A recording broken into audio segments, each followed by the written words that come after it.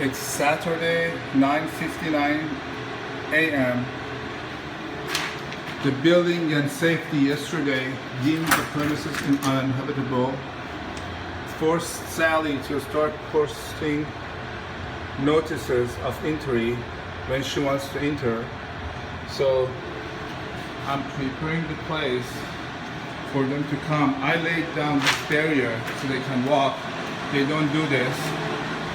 I had to go and close off all the bedrooms, so seal them all off per environmental company recommendations, so when they come they work, the debris and mold doesn't go to the rooms. The barrier is still up, taking half of our place. This machine making loud noises, which is all it does, it takes the moisture away.